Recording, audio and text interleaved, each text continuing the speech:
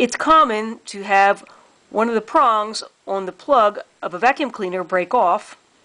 For a few dollars and a little bit of your time, you can install a new plug end onto the cleaner. Find the label on your cleaner that lists how many amps it uses. This one uses 12 amps. Buy a replacement plug that is rated equal to or greater than the amount of amps your vacuum cleaner uses. Most likely, it will be a 15 amp plug. Ideally, the replacement plug should match the same kind that was originally installed. It's likely a two-prong polarized plug. That means it has two prongs, with one prong being wider than the other. This 15 amp polarized plug could be used to replace the plug on my vacuum. However, I didn't like this plug because it doesn't have a clamp that allows you to secure the cord. I often find that in my enthusiasm with vacuuming, I often run out of cord and pull the plug out of the wall. I could not find a polarized two-prong plug that did clamp onto the cord, so I bought this three-prong plug with a clamp.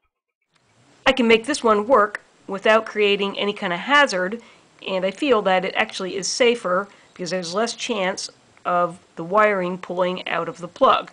I've cut the plug off the cord and found the standard color wiring: black, which is hot, and white, which is neutral. If you're replacing your plug with another polarized plug, the black wiring should be connected to the smaller prong and the white neutral wire to the wider prong. If the wiring colors on your cord are not standard, then it's best practice to use a multimeter to verify the coloring of the wires. I've set my multimeter up to read ohms, and I've placed one lead on the white wire and the other on the wide prong. I read 1.6 ohms, which verifies that the white wire is in fact connected to the wide prong. I'll use this outlet to identify which one of the prongs is the narrow prong, which will be connected to my black or hot wire. And I can see by lining it up that the narrow prong will be this one.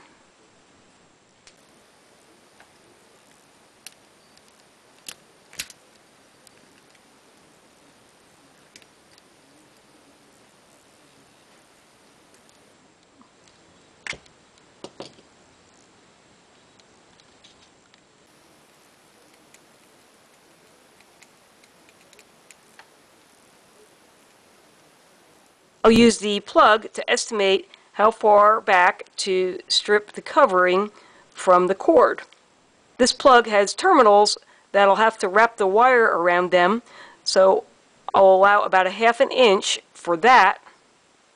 There's the ½ inch that I have hanging over the end of the plug, and I'll need to cut the covering back about this location.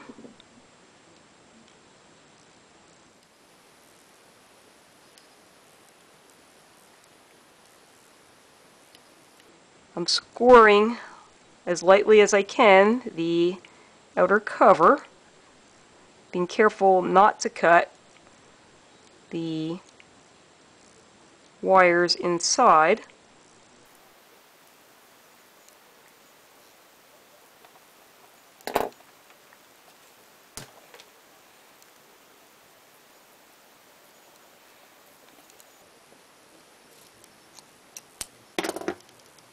I've checked the writing on the cord to find that this is 17 gauge wire, which I've never heard of. I'll use the stranded 16 gauge hole on my cutters.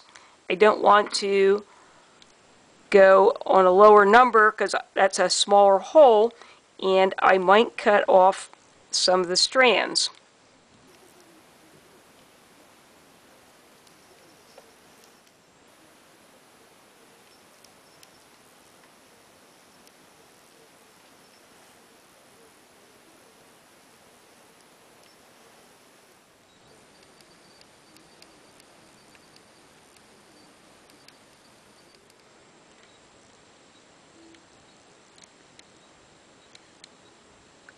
I'll put a shepherd's hook on the end of this and verify that I'm connecting the black to the small prong.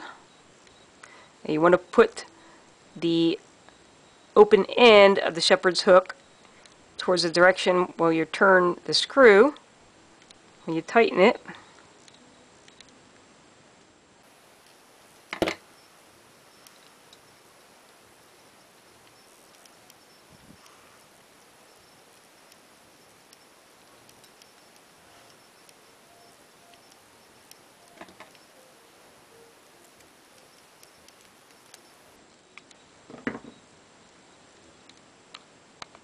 Your termination should look like this, with the covering of the wire up against the edge of the terminals, no stray wires, no wires touching together. There's no need to make any connection to the terminal for the ground prong. The ground prong is just there to ensure that the plug is only plugged in one direction.